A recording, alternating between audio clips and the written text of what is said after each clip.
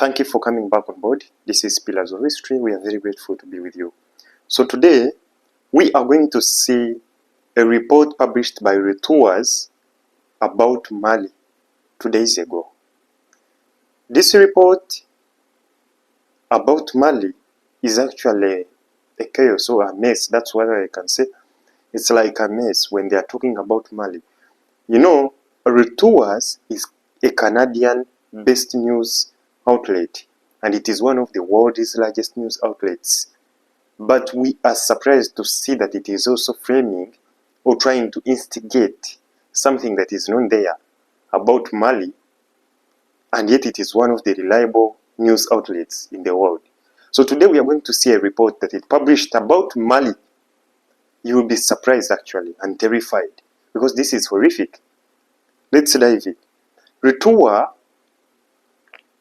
came with the framing of Mali's army as divided, resentful, and unstable. Reuters actually came with 5 major things. The first one, it framed about the army, the government armies. It showed them as divided, resentful, and unstable. The second one framed on leadership, which it showed that the leadership of Mali is corrupt, sanction-tainted, and power-struggling. That means that there is power struggle within the Malian authorities. Another thing they were trying to show that Mali's sovereignty is undermined by foreign mercenaries and it cannot control. In other words, it is trying to show that Mali's own army is Mali's sovereignty relies on Russia. So Mali has no sovereignty now because it is controlled by Russia under the foreign mercenaries. You know, they have never recognized the African Corps as the Russian military arm in Mali. They call them mercenaries. As if Africans don't see their mercenaries, the one they train, these bandits that terrorize people on the ground. So as if Africans don't see them. We see them. Those are the real mercenaries. The African Corps are the ones that are trying to eradicate this kind of barbarism. So let's dive deep into what they were trying to mean. Their emphasis was on division. The first thing, their emphasis was on division and weakness. The report highlighted the resentment, preferential treatment, and arrests of soldiers, which paints Mali's army as fragmented and unstable. They were trying to show that there is a large resentment within the army that don't like the Russian African Corps that are operating in Mali.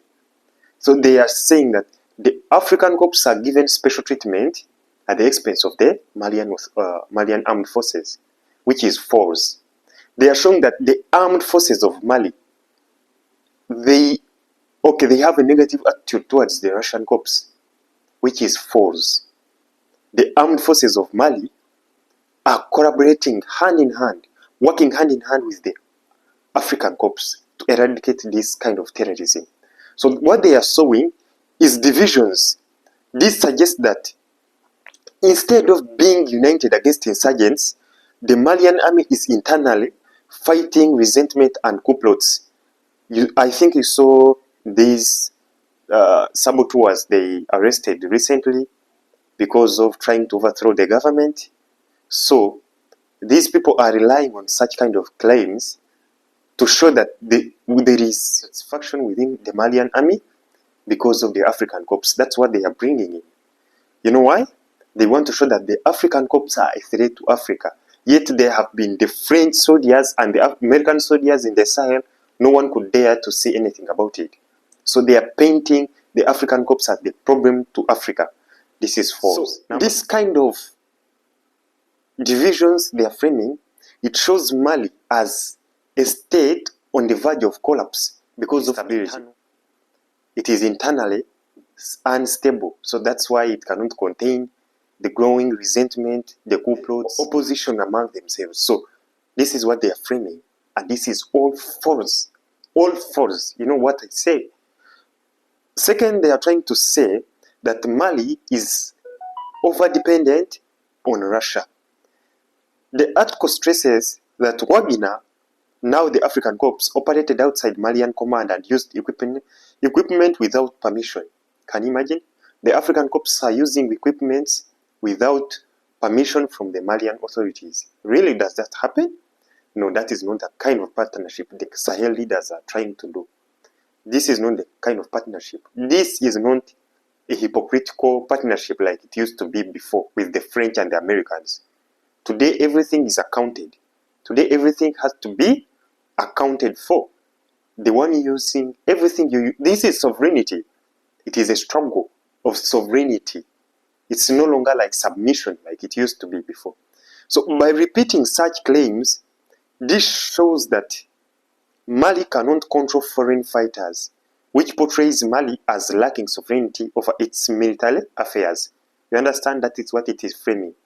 Another thing they are against insurgents. You will never see any article published by the Western media about the Sahel defeating the terrorists. Never will you see it. The only reports you see published by the Western media is one. The terrorists have killed dozens of Malian soldiers, Burkinabe soldiers, Nigerian soldiers. Those are the reports that you always see. You will never see any report that the Malian armed forces have neutralized different Al-Qaeda leaders and everyone. No, that kind of report doesn't suit their narrative. So it always ignores that. It ignores support for Goita among parts of the population, focusing on elite resentment. By the way, the elites of Mali, let me say the politicians of Mali, are very determined to save their country. This is the problem we have today in Africa. Democracy. The elites in African countries today can do everything to save their countries. Those are the oppositions. Those are the politicians we have. So Mali is struggling to eradicate this kind of barbarism imposed by the foreigners through opposition.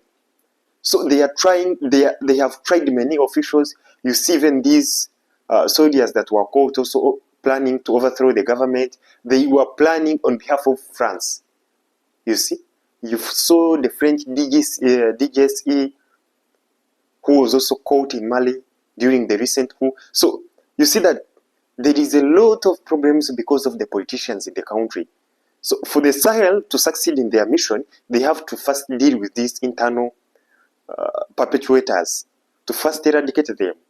So that these Western media can stop publishing this kind of barbaric articles about Africa. So they are portraying, they will never say that the transitional governments of the AES, never will you hear it. It is the juntas, which means that these are people who impose themselves on power. That means that they lack mass support. They lack popular support. The people of those countries are not supporting them. They cannot say that they are transitional governments. No, these are juntas. But I think that doesn't concern Africans. We all know what we are doing. The governments in the AES know what they are doing, and I think they are doing the right thing. Yeah, thanks to them. So they are showing Goita as illegitimate or blocking Wagner's business success. So they actually, what caught my attention most was they mentioned Malian defense minister. So the way these people frame their narrative is kind of incredible. I don't want to take a long time because it is kind of very big article. So I will not analyze it and finish it today in one video. All right, let's point out the key issues. They were trying to cause chaos, divisions among the military, the people on the ground, and even so bad picture on the people abroad who would want to travel to Mali. So they are showing that the governments of Mali, Burkina Faso, and Niger are unstable. So in such kind of articles, which person could want to travel in those war-torn countries? Indeed, there is no war now today. The only war is fighting these terrorists they have imposed on the AES. And I think the African Corps are doing that job very well.